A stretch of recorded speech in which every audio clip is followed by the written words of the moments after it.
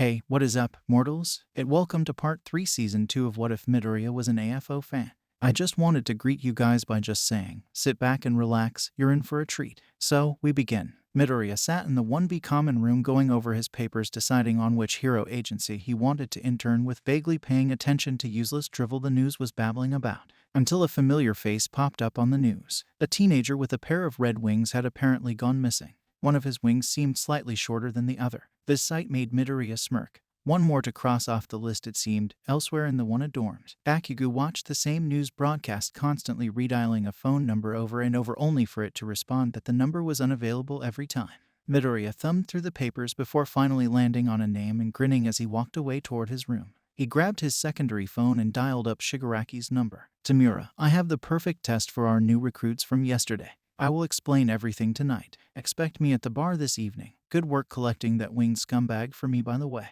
Midoriya chuckled into his phone, looking again at his selected choice. Headshot. Time to get even for all those years ago. Alright, Izuku. Damn, you sound kinda pumped about whatever that villainous mind of yours has cooked up. As for that wing kid, don't thank me for getting him. Thank Compress and Magni. Shigaraki responded into the phone as he observed the newly assembled Vanguard Action Squad training to hone their abilities and improve their bodies as Midoriya had ordered. Twice held a sniper rifle and was coming to terms with its usage to give him that extra edge in battle so he wouldn't just rely on his clones too heavily. Mustard trained with various weights and exercise gear, along with taking to the shooting range with Twice to both help Twice learn how to handle a gun but also to improve his aim with a newly provided revolver that made his original look like a pea shooter. Toga trained with spinner and blade combat, both improving each other's skills of evasion and mastery with bladed weapons in combat. Magni and Compress trained in unarmed combat to keep at peak performance, whilst Dabai pushed his quirk to new heights, checking in with his Phoenix Squadron. Midoriya wanted them to join him at the bar tonight to discuss his latest plan, a request they all followed. In the night, as the heroes and students slept, warp gates opened in the various rooms for the squadron members. Not wasting time, Midoriya gathered everyone around a table. All for one listened intently to see just what his second prodigy had plotted. Everyone, I'm glad I could gather you all for this little plan of mine. I have a test for us all, mainly the new recruits, but this will be grueling for us all. Therefore, we all need to pull our weight. At the end of this week, we will be going for our internships at UA. I plan to learn what I can from my internship, and then we wipe their agency off the face of Japan. Faster than most could recognize, Midoriya slammed one of Toga's knives into a photo of the number 5 hero headshot. I want him taken alive. I also want every psychic dead. No traces must be left. The night we attack is when Izuku Midoriya dies in a tragic villain attack. Next on the agenda is Hasu. Tamura, I will need you to unleash some Namu on Hasu to spread some chaos after I give you the signal, while I attempt to recruit a new member for our cause. Phoenix Squadron, I expect all of you to join internships that will get you as close to Hasu or Edshot's agency as possible. This will be the last UA sees us for a while, so be ready. Midoriya monologued his elaborate plot to cause havoc and fake the deaths of all the UA turncoats. Midoriya spent the next morning with the squad going over their available options, giving them stories behind why they had chosen who they were assigned to. Afterwards in class, it seemed everyone had to come up with a hero name. Thinking off the top of his head, Midoriya came up with the Info Hero Collective. Midoriya had 4 days before everyone would be dispatched to their internships, so it was time to strike while the iron was hot. Waiting outside the general studies classroom, Midoriya patiently watched the students file out, placing a hand on the shoulder of Shinso as he passed. Shinso, my friend, care to join me and someone else for lunch? Midoriya smiled as innocently as he could. This was Midoriya's second skin, an innocent boy that knows of justice and heroics. Since when were we friends? Also, why should I? Chuckling at his questions, Midoriya held up a paper showing he was interning with Edshot. As Midoriya responded, Shinso attempted to activate his quirk on Midoriya, but nothing happened. Sorry, Shinso, but there won't be any brainwashing. I'll tell you how I blocked your quirk if you join me for this small lunch, and I will even convince Vlad King and Edshot to let you intern with me. I mean, you came third in the sports festival. Midoriya offered out his hand to Shinso, and the offer being far too tempting for the student who'd been denied being a hero for too long. Even coming third in the festival wasn't enough for this school, so clearly he needed someone to help him out, and who better than Midoriya?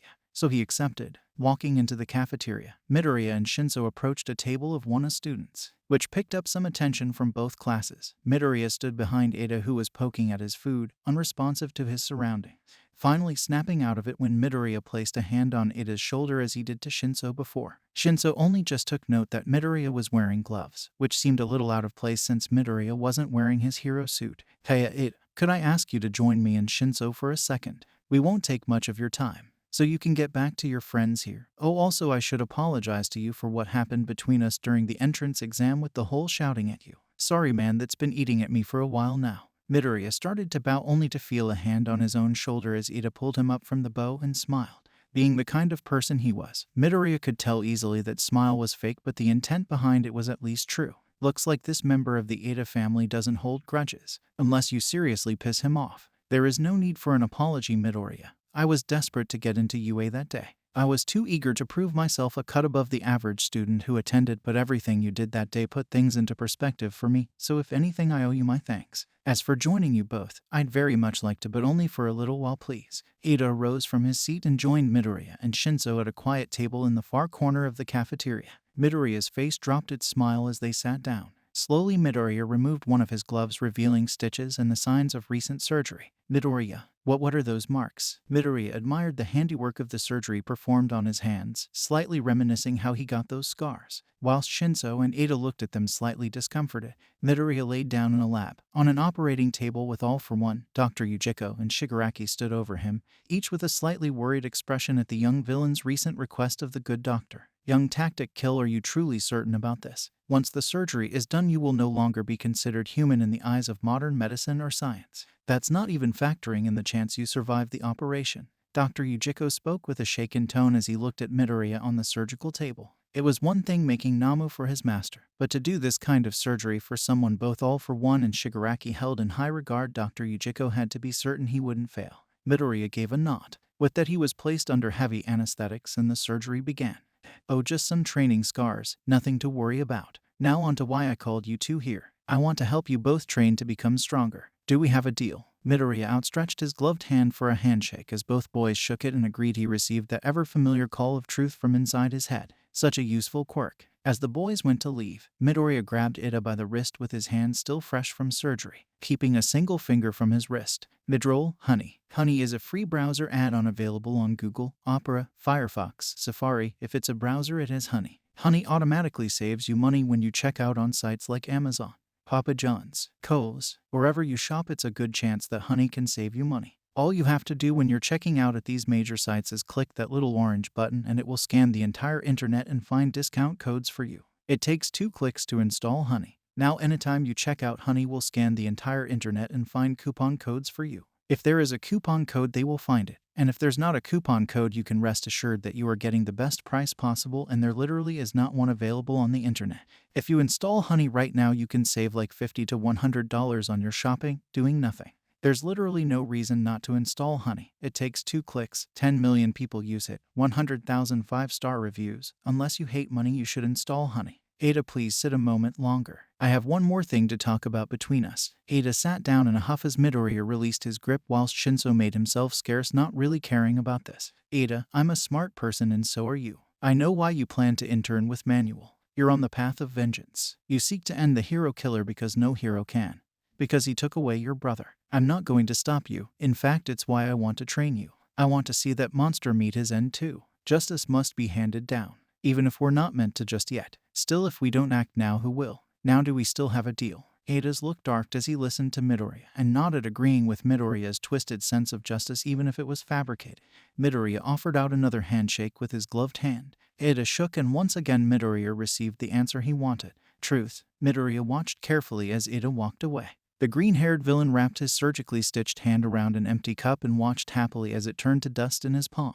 Yujiko, you are a genius. Then again, the surgery and everything it involved was Midoriya's brainchild for the past several weeks, and the surgery would have likely failed if not for All For One calling for twice to clone Yujiko to improve the survival chance plus the healing Midoriya received from one of his idol's many quirks. Being able to use Shigaraki's disintegration quirk was all well and good, but was just the tip of what the surgery had done to Izuku Midoriya. Midoriya trained the 2 boys as promised over the 3-day wait, as he also filled their heads with his web of lies to slowly turn them to his idol's side. Shinso was approved by both Edshot and Vlad, seeing as he had not only come 3rd in the UA Sports Festival, but apparently Aizawa had been training Shinso too, which just added to Edshot agreeing with Midoriya's recommendation and request. The 2 boys arrived at Edshot's agency, and Midoriya's plan was set in motion the second they stepped inside. A few days passed, and the boys trained tirelessly in the art of stealth attacks, unarmed combat, and everything every step of the way Midoriya corrupted Shinso's mind more and more, taking advantage of the boy's paranoia that his quirk was seen as villainous. He had everyone dancing on marionette strings to his tune of deception and manipulation at the agency, from Shinso to sidekicks. Even Edshot was entangled in the invisible web that entombed him. Finally, Shinso came knocking on Midoriya's door in the late hours of the evening. Apparently, the brainwashing teen overheard some psychics talking about how his quirk was useful, but it still feels wrong to just control someone's mind like a villain.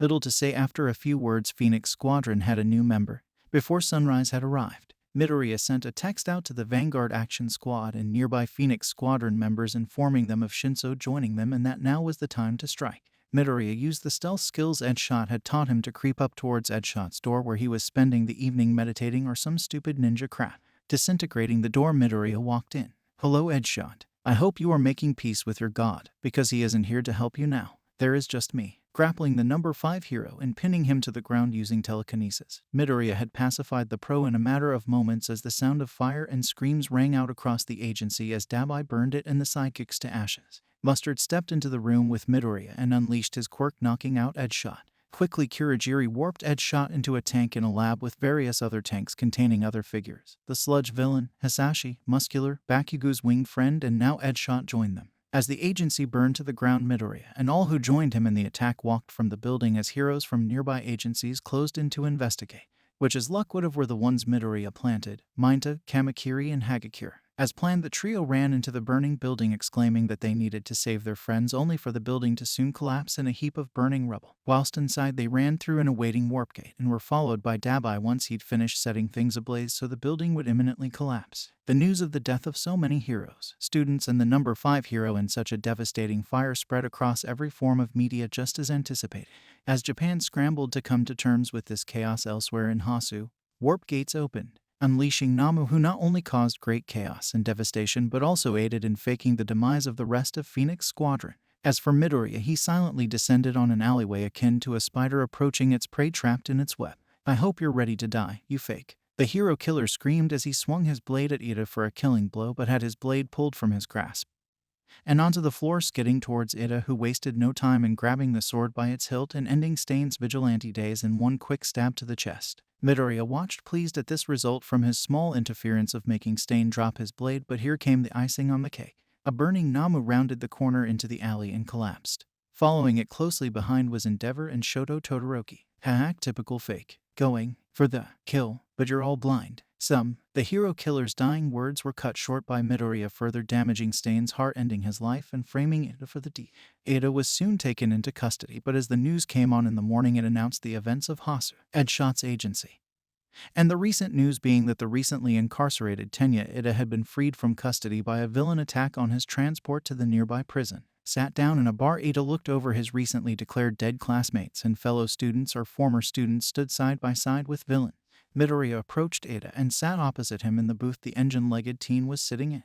"I'll keep this simple, Ada, as you've been through much tonight. Join us. The heroes will never take you back, and admit it. I saw your smile as you stabbed Stain through the heart. You enjoyed watching the lifeblood drain from his body and the light leave his eyes. Join us and you'll be a free man, able to live however you choose and help us burn society down so a new one may rise from the ashes." Ada looked at Midoriya with a dark, twisted smile of a broken man as he laughed maniacally. "We have a deal, Midoriya. I will show them all what true justice is, and if I must be a villain to do it, so be it." It was on this night that the villains Mind Terror and Inquisitor pledged themselves officially to All for One. Midoriya sat Shinso down, or Mind Terror as the brainwashing teen was now referred, giving him the answer behind why he could block Shinso's quirk, and it was simple. For Midoriya Anway, the telekinetic teen simply created a telekinetic static barrier around his own brain which interfered with the signals sent to the victim's mind by Shinso's quirk.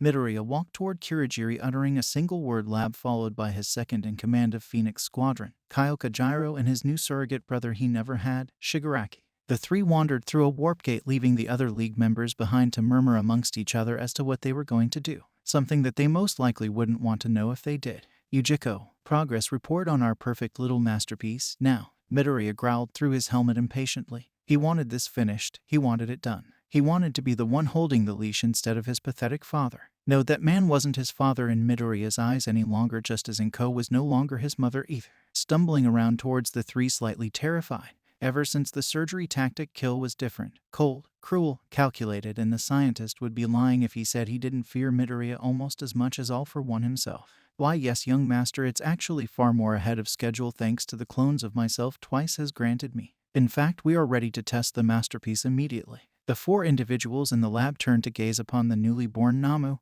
It was far more monstrous than any Namu previously seen. No exposed brain, massive arms, strong powerful legs, a large pair of seemingly draconic wings, great sharp teeth. The tank drained its fluid. The Namu's massive eyes widened as it awoke. The tank opened, releasing this hulking abomination. It stood over everyone in the room. "You Namu, who do you serve?" Yujiko shouted at the titanic monster, only for it to roar out a simple sentence. "Tactic kill, master, tactic kill. No other. Name not Namu, name Hisashi." Yujiko growled at the newly made Namu, who decided to name itself and refused to obey anyone beside Midoriya.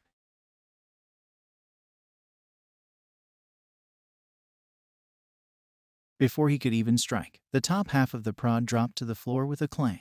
Hisashi's right arm had morphed into a slimy blade using the combination of quirks stolen from the sludge villain and edge shot. Hisashi lifted his bladed arm high and swung it only to pause inches from Yujiko's head. After the sound of a pair of fingers snapping rang out, the source was Midoriya. That boy truly had that creature under his complete control. Outro. Thank you all for indulging yourselves in all this information thus far. I hope you enjoyed it. Now, there are a few more things that I'd like to go over before the video ends. Firstly, if you're in the mood for some great storytelling, We The Celestials has got you covered. Are We The Celestials, My Hero Academia, and Naruto What If channels retell the story of their namesake anime with a twist. Check it out if you're interested. Secondly, on behalf of We The Celestials, I'd like to thank everyone involved in the production of today's awesome content. Their details can be found in the description below. Lastly, if you're interested in what we do here at We The Celestials, then I'd like to extend you an invitation to join the team. The only caveat being that we only accept members from 16 years and up to join our crew. You can sign up for whichever category fulfills your interests by joining the recruitment Discord using the link in the description below. We're always looking for members to join us. Well, that's it from us for today's video. So thank you all for watching and have a great day.